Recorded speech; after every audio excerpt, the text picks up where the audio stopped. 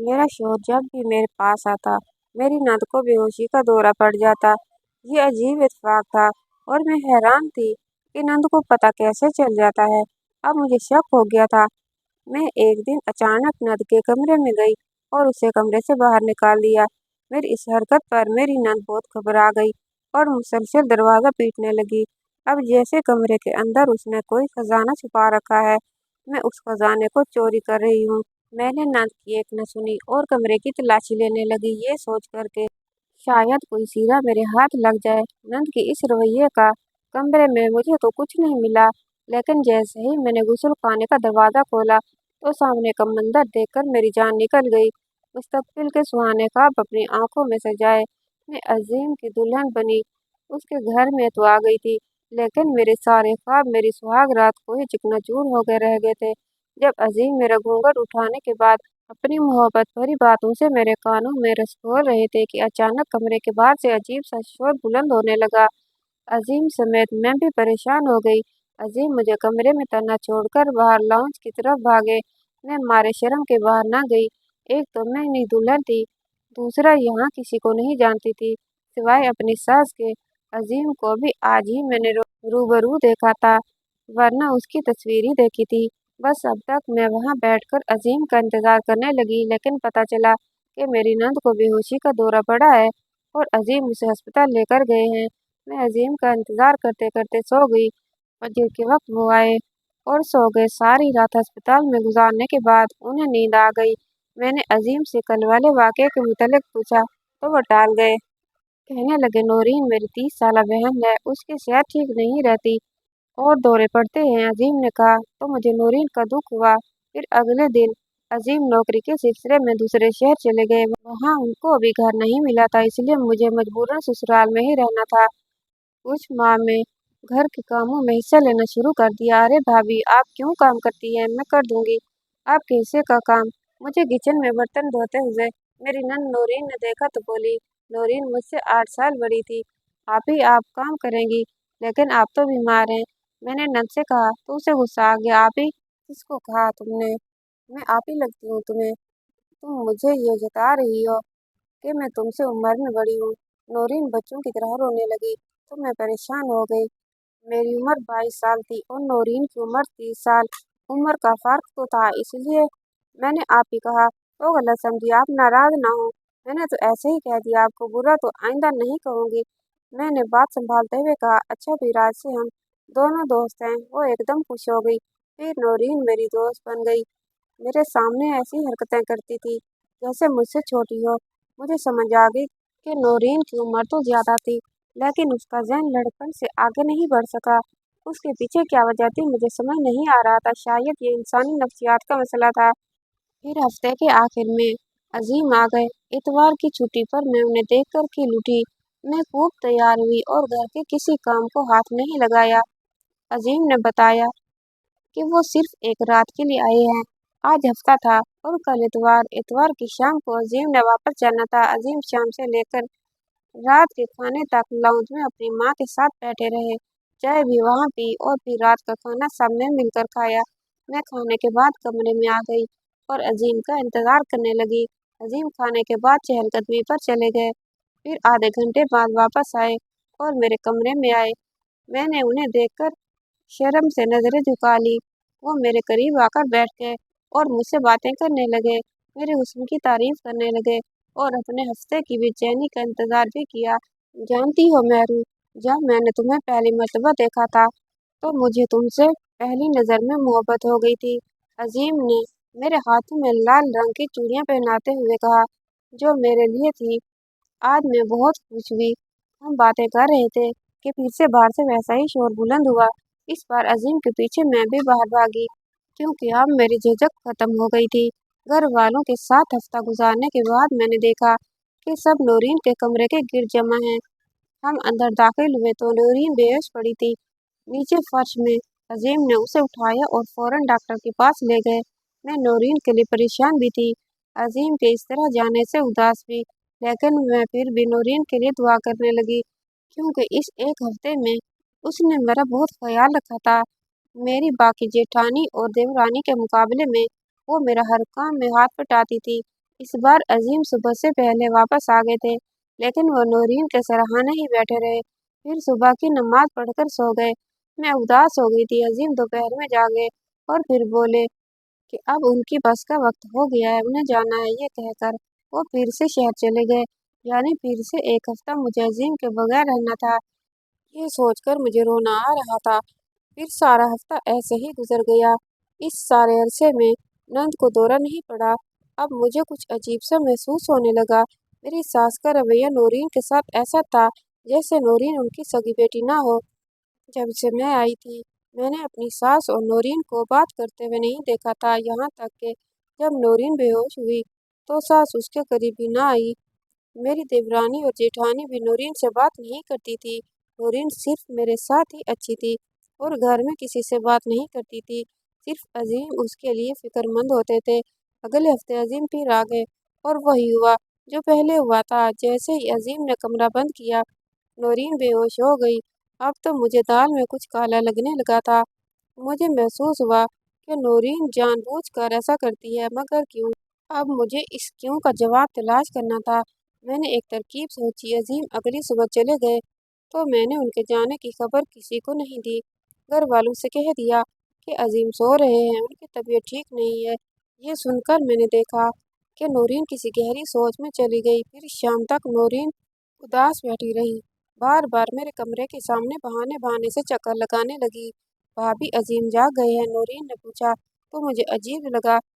उसने कभी अजीम को अजीम भाई नहीं बोला था, उन्हें सिर्फ अजीम कहती थी।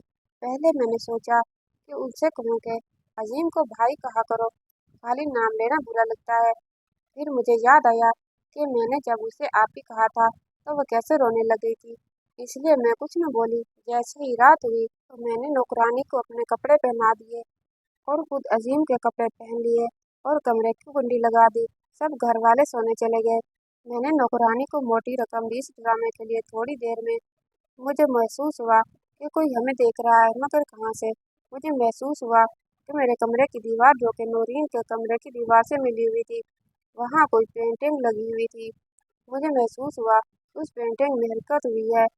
मुझे समझ नहीं आ रही। ऐसा लगा कि वहाँ कोई छिपकली थी। शायद मेरे ज़हन में झुमका हो और मैं फौरन नौरीन के कमरे की तरफ भागी। मैंने नौरीन को हाथ से खींचकर कमरे से बाहर निकाला और उसके कमरे की तलाशी लेने लगी। नौरीन बुरे तरीके से दरवाज़ा पीटने लगी, लेकिन मैंने नौरीन की एक न सुनी। कमरे में मुझे कुछ न मिला, लेकिन जैसे ही मैंने गुसल खाने का दरवाज़ा खोला तो मेरी जान निकल गई, क्योंकि वहाँ उसे पेंटिंग की पुष्ट दिखाई दे रही थी, जो मेरे कमरे की दीवार में आवेना थी। मैंने पेंटिंग की पुष्ट को सरकाया तो मुझे वहाँ से मेरा कमरा वाज़े तौर पर नजर आने लगा। मेरे गुस्से से बुरा हाल हो गया। यानी नूरीन मुझे और अजीम को छुप छुप कर यहाँ से देखती है। मैंने दरवाज़ा खोल दिया और नूरीन को एक जोरदार थप्पड़ मारा। शर्म आनी चाहिए तुम्हें, अपने भाई और भाभी के कमरे में इस तरह चोरी छुपे झांकते हुए। मैंने गुस्से से कहा, भाभी मेरी बात सुने प्लीज, एक मिनट। नूरीन ने मुझे अपने कमरे के अंदर किया और कुंडी लगा दी। मैं अभी अजीम को फ़ोन करके सब बताती हूँ। मैंने फ़ौरन अजीम का नंबर मिलाना शुरू किया तो नूरीन ने मेरे हाथ से फ़ोन छीन लिया। तुम मेरी पहले बात सुन लो, अजीम से कुछ मत कहना वरना मुझे घर से निकाल देंगे। नूरीन रोने लगी। अच्छा है, तुम्हें घर से निकाल दें? तुम इसी लायक हो, शर्म आनी चाहिए। मेरा दिमाग फटने को आ रहा था। कोई बहन ऐसी गिरी हुई हरकत कर सकती है? मैं अभी जाकर तुम्हारी माँ को सब बताती हूँ, मैं कहती हुई कमरे से बाहर निकल आई। नूरीन मेरे पीछे लगती मुझे रोकने की कोशिश करने लगी, लेकिन मेरा गुस्से से बुरा हाल था। मैं अपनी सास को उनकी बेटी की असलियत बताना चाहती थी। मैंने सास के कमरे का दरवाज़ा खोला तो वो रात के अज़कार ख़त्म करके सोने की तैयारी कर रही थी। अम्मा जानती हैं आपकी बेटी ने कितनी गिरी हुई हरकत की है? मैंने कमरे के अंदर दाखिले होते ही सास से कहा, क्या किया है उसने? मेरी सास ने नूरीन की तरफ देखते हुए कहा। नूरीन ने सर झुका लिया। अम्मा ये अपने गुस्लखाने से मुझे और अजीम के कमरे में झांकती है, और ये जो अजीम के आते ही उसे बेहोशी का दौरा पड़ता है ना, ये भी सारी इसकी साजिश है। मैं समझ गई हूँ, ये हमारी शादी से हसद करती है क्योंकि इसकी शादी नहीं हुई। जो लड़कियां वालिदैन के घर बैठे बैठे अपने बाल सफेद कर देती हैं, वो ऐसे ही खत्म हो जाती हैं। मैंने गुस्से को काबू करते हुए सास से कहा, लेकिन मुझे हैरत का झटका तब लगा जब सास ने उस पर कोई रद्द-ए-अमल ज़ाहिर नहीं किया। सो जाओ तुम दोनों, बहुत रात हो गई है, सास ने आराम से कहा। तो मेरा अफसार खून फिर से बुलंद होने लगा। आपकी अपनी बेटी को कोई गलती नजर नहीं आ रही? आप इसे कुछ नहीं कह रही हैं सिर्फ इसलिए कि ये आपकी बेटी है? मैंने सास से कहा। ये मेरी बेटी नहीं है, सास ने कहा और खुद को रजाई में डुबोच कर लिया। मैं हैरत से देखने लगी। नौरीन चली गई थी अपने कमरे में, लेकर मैं वहां खड़ी रही। बत्ती बुझाकर दरवाजा बंद कर दो, वो मुझे नींद आ रही है। रजाई के अंदर से सास की आवाज बुरी। मैंने बत्ती गुल की और गुस्से से दरवाजा जोर से मारने के अंदाज में बंद कर दिया। मैं अपने कमरे में आकर सोचने लगी, जो सास ने बात कही थी, ये मेरी बेटी नहीं है। मैं बार बार इस जुमले को जेरे लब दोहरा रही थी। अगर नौरीन मेरी सास की बेटी नहीं है तो फिर वो कौन है? मैंने दिल में सोचा, क्या वो उनकी सौतेली बेटी है? मैं अपने आप से ही सवाल किए जा रही थी। मैं सोच सोच कर पागल होने लगी। फिर न जाने कब मेरी आंख लग गई। फिर सुबह सब ठीक था। मैंने रात वाले वाक़ये का जिक्र किसी से नहीं किया, बस सोचती रही सारी बातों को। फिर अजीम आ गए। अजीम, आपको नौरीन की शादी कर देनी चाहिए। अब आखिर उसके भी जज्बात हो गए। ऐसी लड़कियां जिनकी शादी वक्त पर नहीं होती, वो जहनी मरीज बन जाती हैं और गैर अखलाकी हरकतें करने लगती हैं। आप कोई अच्छा सा इंसान देखकर फौरन नौरीन की शादी कर दें, मैंने अजीम से कहा। तो उन्होंने हैरत से मुझे देखा, फिर बोले, आज कह दिया है, आइंदा ये बात ना कहना। अजीम कहकर कमरे से बाहर चले गए। मुझे बहुत बुरा महसूस हो रहा था। मुझे लग रहा था कि मैं अजीम की नज़रों में गिर गई हूँ। ऐसी बात है, मैंने फैसला किया कि अजीम को सब सच बता दूंगी, वरना वो मुझे गलत समझते रहेंगे। मैं जहनी मरीज बनती जा रही थी। अब इस घर का माहौल भी मुझे समझ से बाहर था। इस मर्तबा नौरीन ने कोई तमाशा नहीं किया था। अजीम के आने पर तो आरामदेह हो गई, पर मुझे अजीम की ये बात परेशान कर रही थी कि उन्होंने नौरीन की शादी पर ऐसा रद्द-ए-अमल क्यों जाहिर किया था। खैर, मुझे फिर से नौरीन से हमदर्दी हो रही थी। मैं समझ सकती थी कि वक्त पर शादी न होने की वजह से एक लड़की की कैसी हालत हो जाती है। मैंने अपनी सास से इस मामले में बात करने की ठान ली। अम्मा, आपको अब नौरीन की शादी के मुतल्लिक सोचना चाहिए, मैंने सास से कहा। तो उन्होंने अजीब नजरों से मुझे देखा। ये मुमकिन नहीं, मेरी सास ने मुख्तसर सा जवाब दिया और फिर तस्बीह पढ़ने में मसरूफ हो गई। मुझे अब गुस्सा आने लगा। सब पर क्यों मुमकिन नहीं है? क्या आप नहीं देख रही कि शादी न होने की वजह से आपकी बेटी जहनी मरीजा बन गई है? मैंने कहा, वो बेटी मेरी नहीं है। मैंने पहले भी तुमसे कहा था, सास ने आराम से कहा। लेकिन मैंने तो यही सुना है कि वो आपकी बेटी है। मैंने कहा, वो मेरी बेटी कैसी है? मैंने उसे बचपन से पाला है। मेरी सास के इस इंकशाफ पर मैं हैरान हो गई। फिर किसकी बेटी है नौरीन? मैंने पूछा। मुझसे ज्यादा सवालात न करो, मुझे इस्कार करने दो, मेरी सास ने कहा। मैं कमरे में वापस आ गई। अगले हफ्ते अजीम ने कहा कि उन्हें घर मिल गया है और वो मुझे साथ लेने आए हैं। ये सुनकर मैं खुश हो गई, लेकिन मेरी ये खुशी उस वक्त परेशानी में बदल गई जब अजीम ने नौरीन से कहा कि अपना सामान बांधे, वो भी हमारे साथ जाएगी। नौरीन ने एक नज़र मुझे देखा और अपने कमरे में चली गई और सामान पैक करने लगी। आप ऐसा नहीं कर सकते। आप नौरीन को साथ नहीं लेके जा सकते। मेरा सुकून तबाह कर देगी वो अपनी हरकतों से, मैंने मज़ाहमत करते हुए कहा। लेकिन अजीम ने मेरी एक न सुनी और नौरीन को भी साथ ले आए। खैर, मैंने सब्र करने में आफियत जानी और जिंदगी फिर से रवां-दवां थी। लेकिन फिर से नौरीन ने यहाँ आकर बीमारी के ड्रामे शुरू कर दिए थे। कभी बुखार चढ़ा लेती, तो कभी डिप्रेशन में आजिज़ आ गई थी। अब नौरीन से एक दिन नौरीन को बुखार हुआ, तो सारी रात अजीम उसके सराहने बैठे रहे। मैं रात में बार-बार उठ के देख रही थी, लेकिन अजीम उसके सराहने से उठने को तैयार ही नहीं थे। अजीम, आप जानते हैं कि नौरीन आपकी सगी बहन नहीं है। आपकी अम्मा ने उसे सिर्फ पाला है। आप उसके लिए महरम नहीं हैं। मैंने सुबह अजीम से साफ कह दिया, जानता हूँ। अजीम ने मुखसिर जवाब दिया और ऑफिस चले गए। मेरा सर चकराने लगा जब अजीम जानते हैं कि नौरीन उनकी बहन नहीं है, तो सारी रात उसके सराहने क्यों बैठे रहे। मैंने फैसला कर लिया था कि नौरीन को अपने घर से अब चलता करूंगी। मैंने कमरे में झांकने वाली बात अजीम को बताने का फैसला कर लिया था। पहले मैंने नहीं बताया, क्योंकि मैं समझती थी कि नौरीन अजीम की सगी बहन है, कहीं उनको बुरा ना लग जाए। लेकिन अब नौरीन मेरे गले की हड्डी बनती जा रही थी, जो न उगली जा रही थी और ना निकली जा रही थी। शाम को अजीम ऑफिस से घर आए, तो मैंने उस रात वाला सारा वाक्य उनके गोश गुजार कर दिया। वो गुस्से से खड़े हुए और नौरीन के पास गए। मैं खुश हो गई कि अब मेरी नौरीन से जान छूट जाएगी। नौरीन, क्या मेहरू सच कह रही है? क्या तुम हमारी खलवत नहीं जानती थी? अजीम गुस्से से पागल हो रहे थे। नौरीन कुछ न बोली, बस सर झुकाकर अजीम की बातें सुनती गई। लेकिन मेरा काम फिर भी न हुआ। अजीम ने उसे घर से नहीं निकाला। फिर कुछ दिन बाद फिर से नौरीन की तबीयत खराब रहने लगी। पहले मुझे लगा वो नाटक कर रही है, लेकिन जब उसने उल्टियाँ की तो मैं समझ गई कि वाकई उसको हैजा हुआ है।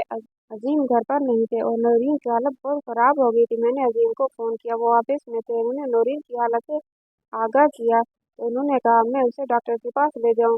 मैं नौरीन को डॉक्टर के पास ले गई, लेकिन डॉक्टर ने ऐसा इंकशाफ किया कि मेरे सर पर आसमान आ गिरा। जैसे मैं नौरीन को लेके घर आई, अजीम घर आ चुके थे। मैंने आते ही अजीम पर बरस पड़ी। जानते हैं आप कि आप जिसका इतना ज़्यादा ख्याल रखते हैं, उसने आपको इज़्ज़त तक ख्याल नहीं किया। न जाने कहाँ अपना दामन दागदार कर रही है। तो उन्होंने मुझे ना समझने वाले अंदाज में देखा। माँ बनने वाली है ये आपकी चहेती कमारी माँ।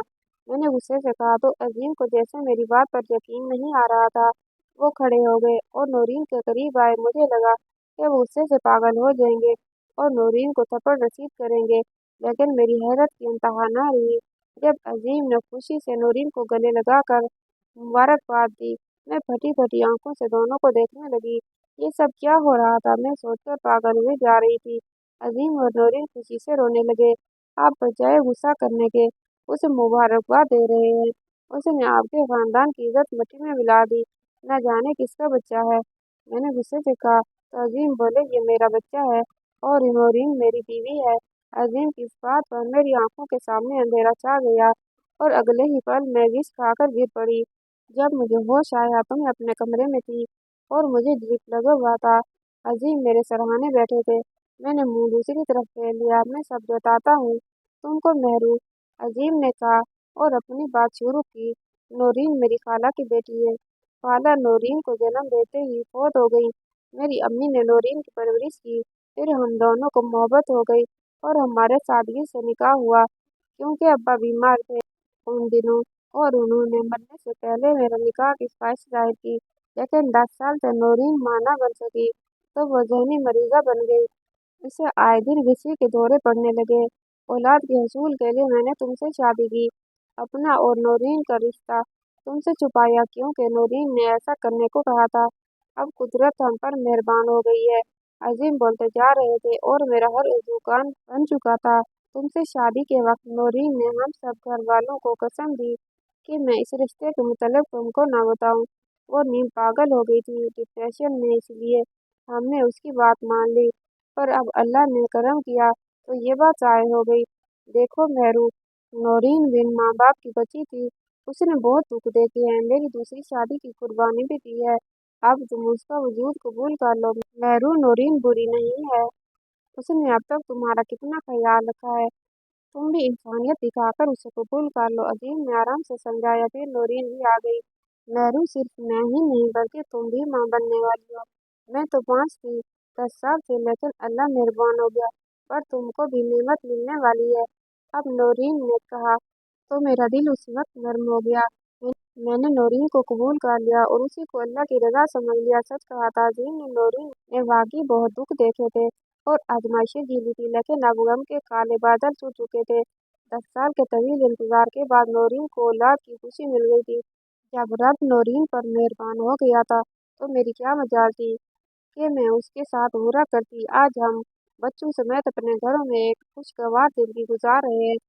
अपने शौहर की नाजायज महबूबाएं बर्दाश्त करने से बेहतर है कि औरतें जायज बीवी का वजूद कबूल कर लें तो एक बेहतरीन इस्लामी माशरा की बुनियाद कायम हो। कहानी कैसे लगी कमेंट बॉक्स में राय का इजहार कीजिएगा और अगर चैनल पर नए हो तो चैनल को सब्सक्राइब और वीडियो को लाइक कर दीजिएगा।